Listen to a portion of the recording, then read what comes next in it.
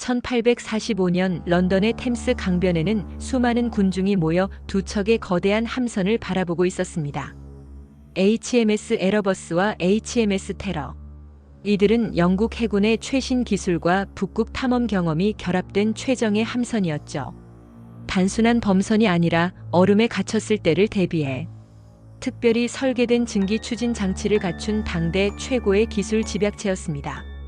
이 배들은 곧 역사상 가장 위험하고 중요한 항해에 나설 예정이었습니다. 목표는 북극해의 마지막 미지의 구간을 돌파해 대서양과 태평양을 잇는 북서 항로를 완전히 개척하는 것이었습니다. 이 항로를 지배하는 나라는 곧 세계 무역의 주도권을 쥐게 될 것이었기에 영국의 염원은 대단했습니다. 수세기 동안 유럽의 여러 국가들이 열망했던 이 전설적인 항로를 대영 제국이 마침내 완성하리라는 기대감에 온 나라가 들떠 있었습니다. 그리고 그 영광의 선두에는 59세의 노련한 탐험가 존 프랭클린 경이 서 있었습니다. 프랭클린은 이미 여러 차례 북극 탐험 경험이 있었고 특히 캐나다 북부 해안을 탐사하며 뛰어난 리더십과 생존 능력을 증명한 바 있어 그의 이름은 영국에서 존경과 신뢰의 상징이었습니다. 원정대는 129명의 장교와 선원들로 구성됐고 배에는 무려 3년치 식량과 연료, 최신 항해 장비, 그리고 특별히 개조된 증기 추진 장치까지 갖추고 있었습니다. 심지어 각 배에는 첨단 온수 난방 시스템과 대량의 도서, 그리고 당시로서는 혁신적인 철제 선체가 적용되어 있었죠. 영국 정부와 대중은 이 항해가 성공할 것이라 의심치 않았습니다. 1845년 5월 두 함선은 런던을 출항해 스코틀랜드를 거쳐 북극을 향했습니다.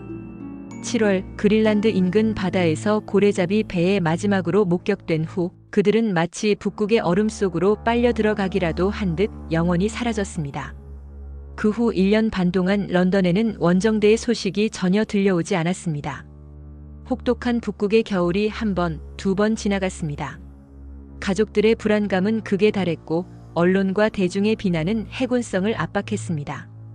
1848년 더 이상 기다릴 수 없었던 프랭클린의 아내 제인 프랭클린은 개인적인 노력을 통해 대규모 수색 작전을 촉구했고 여론의 압박에 못 이긴 해군성은 결국 수십 척의 선박을 동원한 대규모 수색 작전을 개시합니다. 하지만 거대한 얼음과 폭풍은 그 길을 쉽게 내주지 않았습니다. 북극의 광활하고 예측 불가능한 환경은 인간의 기술과 의지를 비웃기라도 하듯 모든 수색 노력을 좌절시켰습니다. 초기 수색은 실패로 돌아갔고 대신 다른 탐험대들이 새로운 북극 해안을 발견하는 성과만을 가져왔습니다. 이는 탐험사적으로는 의미가 있었지만 프랭클린 원정대의 행방을 밝히는 데는 아무런 도움이 되지 못했습니다. 수색대가 발견한 것은 몇 개의 조각난 유물과 얼음 위에 버려진 작은 캠프 흔적뿐이었습니다. 그 흔적들은 단지 원정대가 이 지역을 통과했음을 보여줄 뿐 그들에게 무슨 일이 일어났는지는 미스터리로 남았습니다. 1854년 스코틀랜드 출신 탐험가 존 레이는 캐나다 이누이트 원주민들에게서 충격적인 이야기를 듣습니다.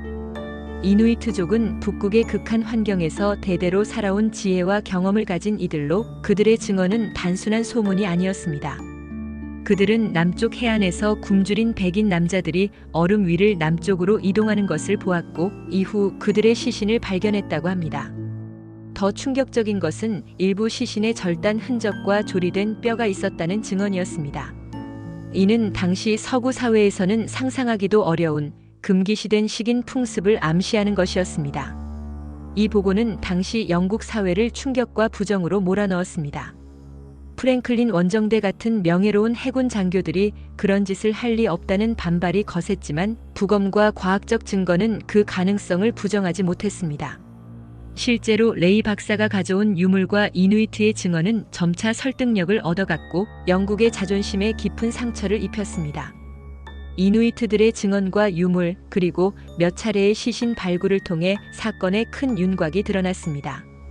1846년 원정대는 캐나다 북부의 킹윌리엄 섬 인근 빅토리아 해협에서 얼음에 갇혔습니다. 예상치 못한 혹독한 얼음 환경은 그들의 항해를 불가능하게 만들었고 두 번의 겨울을 그 자리에서 버텼지만 식량은 점점 줄어들었고 괴열병, 아연 결핍, 저체온증이 선원들을 하나둘씩 쓰러뜨렸습니다.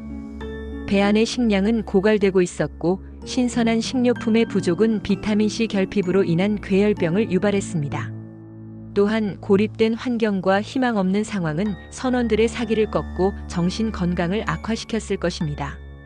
1848년 4월 살아남은 약 105명은 더 이상 배에서 버틸 수 없다고 판단하고 배를 버리고 육로로 남쪽 본토를 향해 이동하기로 결심했습니다. 그들은 마지막 희망을 걸고 얼어붙은 대지를 가로질러 육지로 향했지만 그 여정은 죽음의 행진이었습니다. 얼음과 눈, 영하 수십 도의 추위, 만성적인 굶주림, 알 수 없는 질병, 그리고 절망이 그들을 덮쳤습니다. 영양실조와 질병으로 약해진 몸으로 극한의 환경을 견디는 것은 거의 불가능에 가까웠습니다. 일부는 길 위에서 쓰러져 다시는 일어나지 못했고, 일부는 극한의 굶주림 속에서 생존을 위한 마지막 발버둥으로 동료의 시신을 먹어야 했을지도 모릅니다. 이 잔혹한 선택은 당시 사회에 큰 충격을 주었지만 극한의 상황에서 인간이 얼마나 비인간적인 선택을 할 수 있는지를 보여주는 비극적인 증거로 남았습니다. 끝내 생존자는 단 한 명도 없었습니다. 129명 전원이 북극의 얼음 속에 묻히고 말았습니다. 현대 과학자들의 연구에 따르면 프랭클린 원정대의 몰락에는 단순한 환경적인 요인 외에도 치명적인 복합 요인이 있었습니다. 당시 배에 실린 통조림이 납으로 봉인되어 있었는데 제조 과정에서 납이 식품에 유입되는 심각한 문제가 발생했습니다. 수개월, 수년 동안 납이 체내에 축적되면서 선원들은 극심한 피로, 혼란, 정신장애, 면역력 저하를 겪었을 것입니다. 이는 이들의 판단력을 흐리게 하고 신체적 능력을 저하시켜 극한 환경에서의 생존 가능성을 더욱 낮췄을 것으로 분석됩니다. 여기에 비타민C 부족으로 인한 괴혈병, 단백질 결핍, 그리고 혹한 속의 저체온증이 겹쳤습니다. 이 모든 요인들이 복합적으로 작용하여 원정대원들의 건강을 급격히 악화시켰고 결국 그들을 죽음으로 몰고 간 것입니다. 최근 발견된 일부 뼈에서 확인된 고도의 납 농도와 절단, 흔적은 이들의 최후가 얼마나 참혹하고 고통스러웠는지를 생생하게 보여줍니다. 프랭클린 원정대의 흔적은 수십 년간 점차 밝혀졌지만 그 마지막 순간의 전모는 여전히 미스터리로 남아있습니다. 하지만 현대 기술의 발전과 끈질긴 탐사 노력은 마침내 그들의 마지막 안식처를 찾아냈습니다. 2014년 캐나다 정부의 수색팀이 퀸 모드만 동쪽에서 HMS 에러버스의 난파선을 발견했습니다. 그리고 불과 2년 뒤인 2016년에는 킹 윌리엄 섬 남쪽의 테러만에서 HMS 테러의 난파선이 발견되었습니다. 두 배는 놀라울 정도로 잘 보존되어 있었으며 차가운 북극 해수 덕분에 내부에는 여전히 장비와 개인 물품들이 고스란히 남아 있었습니다. 이 발견은 전 세계 고고학계와 역사학계에 큰 반향을 일으켰고 오랜 미스터리의 실마리를 제공했습니다. 그러나 선원들의 시신은 거의 발견되지 않았고 그들이 죽음에 이르기까지의 정확한 경위와 마지막 순간의 이야기는 아직도 불명확합니다. 이 사건은 단순한 탐험 실패가 아니었습니다. 그것은 인간의 오만과 자연의 압도적인 힘 그리고 생존을 향한 본능이 만들어낸 비극이었습니다. 당시 세계 최강이라 자부하던 영국이 자랑하던 최첨단 함선과 장비 그리고 경험 많은 선원들도 북극의 혹독한 환경 앞에서는 속수무책이었습니다. 그들이 마지막 순간에 어떤 생각을 했는지 어떤 선택을 했는지는 아무도 모릅니다. 다만 그들의 여정은 북극 탐험 역사에 지울 수 없는 깊은 그림자를 드리웠고 인간의 한계와 자연의 위대함을 동시에 보여주는 교훈으로 남아있습니다. 오늘날에도 프랭클린 원정대의 난파선은 통합국가 사적지로 보호되며 매년 다이빙과 연구가 이루어지고 있습니다. 수중 고고학자들은 최첨단 장비를 동원하여 난파선 내부를 탐사하며 새로운 유물을 발굴하고 이를 통해 그날의 비극에 대한 퍼즐 조각을 맞춰나가고 있습니다. 그러나 아직도 풀리지 않은 질문들이 남아 있습니다. 왜 두 배는 수십 킬로미터 떨어진 다른 위치에서 발견됐는가? 마지막 행군에서 무슨 일이 있었기에 100명이 넘는 사람들이 흔적도 없이 사라졌을까? 식인 흔적은 정말 생존을 위한 절박한 선택이었을까? 아니면 다른 숨겨진 이유가 있었을까? 북극의 차가운 바다는 모든 걸 알고 있을 것입니다. 그러나 그 답을 내놓을지는 아무도 모릅니다.